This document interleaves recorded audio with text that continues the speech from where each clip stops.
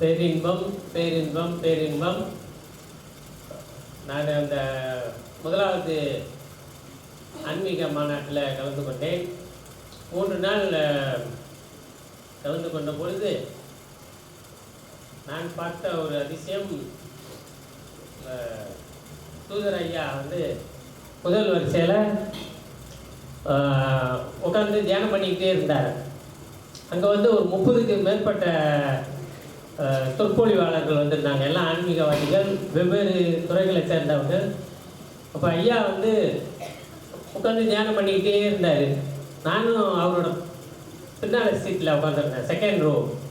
அப்போ உட்காந்துட்டு பார்த்து இருக்கும்போது இவர் என்ன தொடர்ந்து தியானத்திலே உட்காந்துருக்காரு, இவர் எப்போ பேச போகிறாருன்னு நானும் ரொம்ப ஆர்வமாக இருந்தேன்.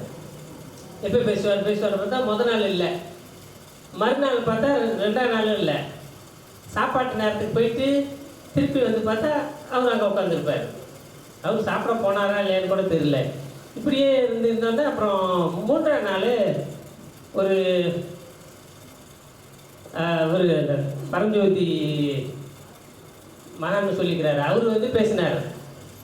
அவர் பேசி முடித்த உடனே நிறையா பேர் அவர் கூட கூட்டமாக போனாங்க.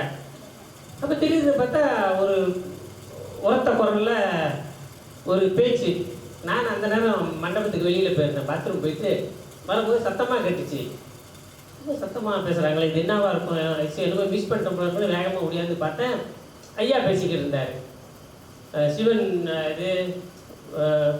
கொஞ்சம் நல்லா ஒத்து கவனிச்சா தான் விளக்குது பாருங்க. சிவன் கூறிய தத்துவங்கள் எல்லாம் சொல்லிக்கிட்டு இருக்காரு. அதாவது அங்கே உள்ள பெரும் பெரும் பேச்சாளர்களுக்கே அறிவுரை சொல்லிக்கிட்டு இருக்கார். ஏன்னா அங்கே பேசுனவங்களும் ஒவ்வொருத்தரும் ஒவ்வொரு கருத்தாக சொல்கிறாங்க, அவங்கவுங்களோட அனுபவத்தை தான் சொல்கிறாங்க. அங்கே ஒரு சரியான கோஆர்டினேஷன் கூட இல்லை. ஒன்று தனித்தனியாக என்னமோ ஏங்குற மாதிரி அவங்கவுங்க கதையை தான் பெருசாக சொல்லிக்கிட்டே இருக்காங்க. அப்போ அவங்களுக்கெல்லாம் ஒரு வார்னிங் கொடுக்குற மாதிரி இருந்துச்சு ஐயாவோட. எனக்கு பார்த்தா என்ன அப்படி உங்களை டைரெக்டாக சொல்கிறாரு. சிவன் சொல்லியிருக்கான்னு தான் சொன்னார். அப்போ தான் நான் கொஞ்சம் ஆர்வமாச்சு. பேசி முடிச்சுட்டு அவரும் வந்துட்டார். அப்போ இங்கே யாரும் அந்த சிஸ்டருங்களாம் இருக்காங்க உங்களுக்கு, யாருன்னு தெரில. 2 பேரை பார்த்தேன். 2 பேர் எனக்கு தெரியல, யார்கிட்ட கேட்டு இவர் யாருன்னு தெரிஞ்சுக்கிறது அப்படிங்கிற ஆர்வத்தில் கேட்டேன். யாருங்க இவங்க தலைவானே யாரும். அவங்க 2 பேரும் கேட்டோம்னா அவங்க சொன்னாங்க இந்த மாதிரிங்க தியானம் அது இது அப்படின்னு. அப்படி சொல்லிட்டு ஒரு இடையில ஒரு மிரக்கல் நடந்துச்சுங்க. அதுக்கு அவரை பாருங்கன்னா ஐயாவை காட்டினாங்க. அவர் இருந்தார். அந்த நேரத்தில் அவர் அந்த ஒரு சில விளக்கம் சொன்னார். அதாவது என்னது, அவருக்கு உடல் ரீதியாக வந்த நோயை கூட பாதிக்கலை தெரியல. அவரோட அனுமதி இருந்தால் சொல்லலாம் பாருங்க. அந்த ஸ்ட்ரோக் மாதிரி கூட அதுலேருந்து அப்படியே தப்பிச்சிட்டாரு அப்படின்னு சொல்கிறாரு பாருங்க.